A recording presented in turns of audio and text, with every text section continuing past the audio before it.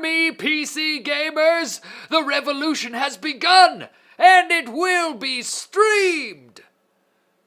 According to AMD, anyways. Yep, the company is hoping that this graphics card, the RX 480, will not only help gamers to rise up and be able to play demanding games for a decent price, but also that it will help AMD rise back up to their former greatness.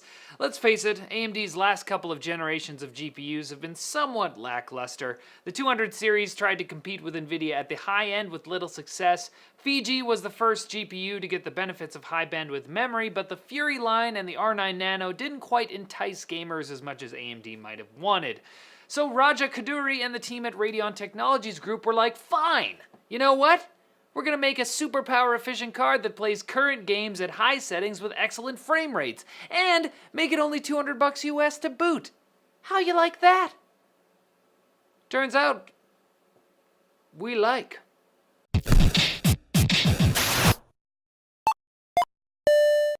Now, for the reasons I just talked about, PC gamers have been hotly anticipating the release of this card. When AMD revealed the 480, they said it was a card that could power VR experiences for $200, and that is super exciting. Not only because getting performance like that would be easy on your wallet, but also because it seemed like AMD was changing tack somewhat. Rather than competing with NVIDIA for the most badass king of the GPUs, they seem to be going for moderate to high performance for a low to moderate price.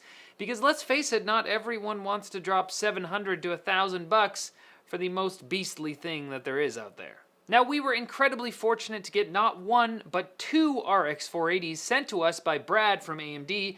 Brad, you are the man. We owe you our lives, and I will name my firstborn after you. And they're both the 8GB version of the 480 as well, not the 4GB, which is actually the $200 one. Which means that we were able to test the proposition AMD made at their launch that two RX 480s could potentially beat a GTX 1080 in some scenarios for less money. Now let's get right to that, since that was kind of the big deal that grabbed headlines at the RX 480's launch. The scenario in question was AMD running the Ashes of the Singularity benchmark on stage at 1080p on the crazy setting. The GTX 1080 got 58.7 FPS while the RX 480 got 62.5. This was a huge deal because two RX 480s, that's around $400. Well, I mean, depending. While the 1080 Founders Edition is $700 at MSRP. So, come on. So with that in mind, let's jump into the benchmarks, starting with that same test, Ashes of the Singularity at crazy settings. For our test bench, we're running a Skylake 6700K with 16GB of DDR4 on a Gigabyte Z170MX Gaming 5 motherboard, so our numbers will be a little different since a lot of people are benching with X99 systems. So at 1080p, our two RX 480s in DirectX 12's multi-GPU mode got 63.9 FPS to the 1080's 60.7, so a very similar gap to AMD's test at launch. At 1440p, the 480s got 52.6 to the 1080's 50.6, and at 4K, the 480s finally lost with 40.1 to the 1080's 41.9. Those are average frame rates, by the way, and all the numbers you'll see today are average frame rates. So AMD certainly wasn't fudging the numbers in this scenario, at least. Two RX 480s match or beat a GTX 1080. Now, interestingly, originally we ran the Ashes benchmark on high settings, not crazy, and there we actually saw the 1080 beat the 480s at every resolution. Our MSI Gaming X GTX 1070, however, lost by a small amount to the 480s at 1440p and 4K. So that's still a big win for AMD. Now moving into other games, we get numbers that make a little more sense in terms of the price points at least. The GTX 1080 does better in GTA 5, Rise of the Tomb Raider, and The Witcher 3, although it does appear that Tomb Raider's Crossfire support was non-existent. We saw virtually no change between single and dual card setups. We also saw an actual decrease in FPS when playing in DirectX 12 mode, as opposed to the slight increases in FPS the 1080 displayed. Now, in synthetic benchmarks, we see near identical results, indicating that the differences we see in performance between the 1080 and dual RX 480s have largely to do with individual games' Crossfire support. Rise of the Tomb Raider appears to have none of that, but that could have something to do with the early release drivers we were using. But in terms of the raw performance that is available with a dual RX 480 setup and a 1080 setup, it actually looks pretty similar. So hopefully we see more developers adding Crossfire support to games, because that would greatly increase this value proposition here. Now I've pretty much been talking about dual RX 480s. What about the card's single GPU performance? In the games we tested, we got very playable frame rates at 1080p and 1440p, even getting up to 113.8 in GTA 5 at 1080p. At 4K, we got over 30 in Ashes of the Singularity and GTA 5, but dipped under for Tomb Raider and The Witcher 3.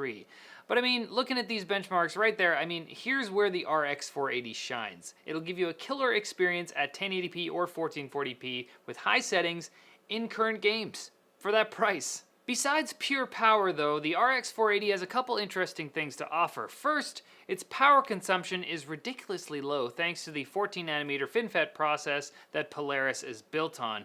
We measured the system's wattage draw from the wall, and at idle, it hovered around just 60 watts. A single RX 480 under load used only 160 watts, which makes sense given that its TDP is 150, and in Crossfire, the highest we saw it get was 390 watts. This means the 480 is able to stay extremely quiet through its operation. I did not notice noise coming from the card at all until I leaned close. Launching with the RX 480 is AMD's new Radeon Wattman software, what a name, which replaces their overdrive tool. It offers more control over GPU voltage, engine clocks, memory clocks, fan speed, and temperature, with the ability to completely customize profiles for individual games through Radeon software.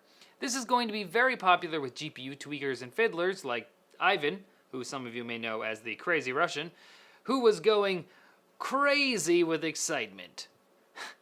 So where does all this leave us? AMD has launched a card that skirts convention. Rather than trying to elbow Nvidia out of the top spot, they came in low, aiming for that low to mid-range price point with performance that doesn't really have any business being there before Nvidia could launch their cards at the competing price point. So it'll be interesting to see what Nvidia does in response to the RX 480, and it'll also be interesting to see what AMD does when they launch Vega sometime later this year, maybe, or next year. We actually don't know when it's going to launch. So, yeah. If you guys are interested in the RX 480, it is available at NCIX, so you can click here or the link in the description to head to our site to check that out. And if not, then don't click either of those. That's it for this video, guys. Thanks for watching. Click here to watch more videos. Follow us on social media over here. And don't forget to like and subscribe for more videos like this from NCIX. And now, it is 12:40 in the morning. So I'm going to go and edit this and hopefully get some sleep. We'll see. See you later.